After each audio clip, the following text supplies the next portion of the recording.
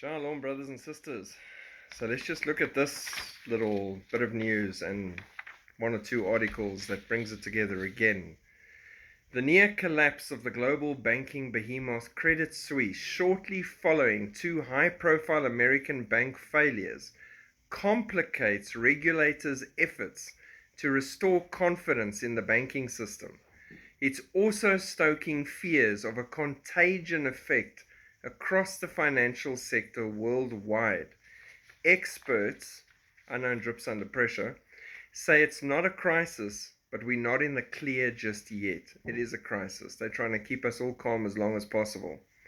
You know something is wrong when 6 big central banks from around the world decide to join hands in order to reassure financial markets. That too on a Sunday night.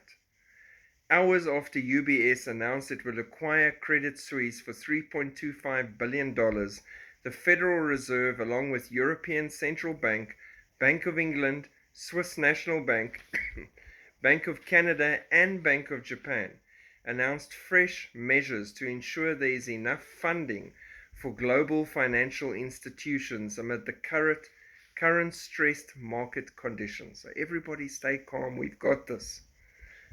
The European Parliament on March 15 voted in favour of negotiating a mandate for talks with the EU member states on the revision of the new European digital identity. According to an official announcement, the plenary vote resulted in 418 votes in favour, 103 against, and 24 abstaining.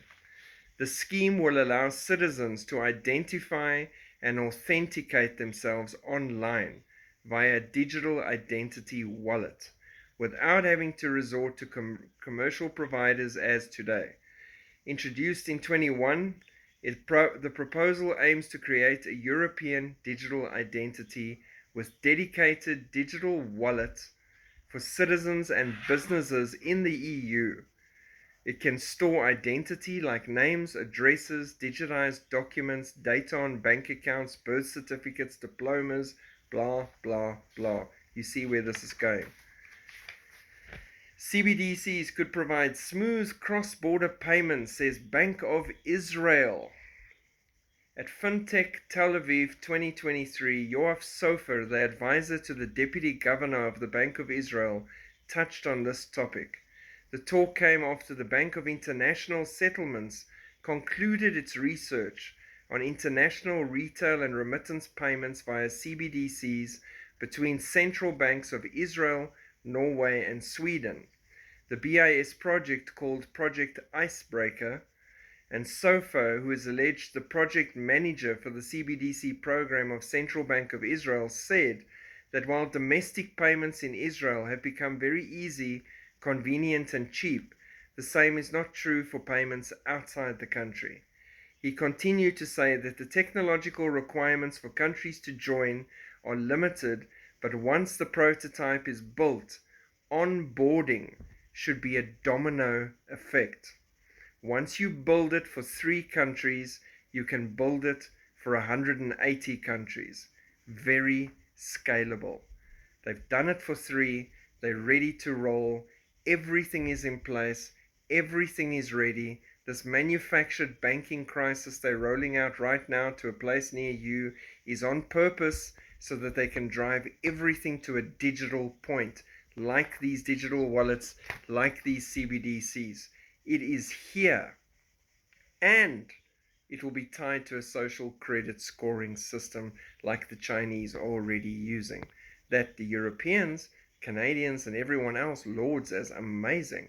Really good system, and it works because now you can control dissenters, problem children, people that are issues to society. You just switch off their money.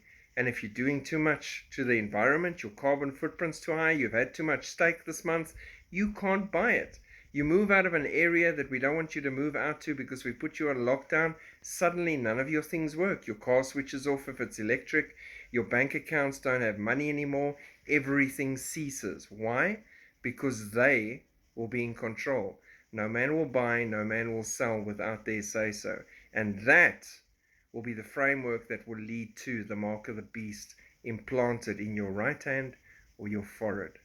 And if you're watching this years after the mass disappearance of believers, this is where it started, and this is where we saw it. And it happened fast, overnight, while people were sleeping, while they were shopping, while they were watching the actors and following all the rubbish games and sports and things we shouldn't be bothered with.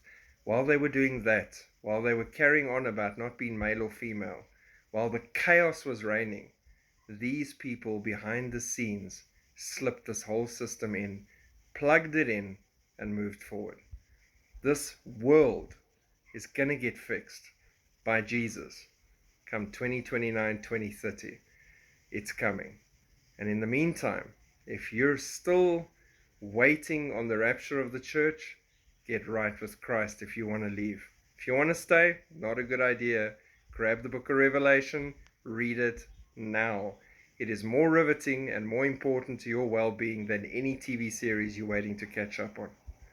God bless. Keep looking up. Shalom.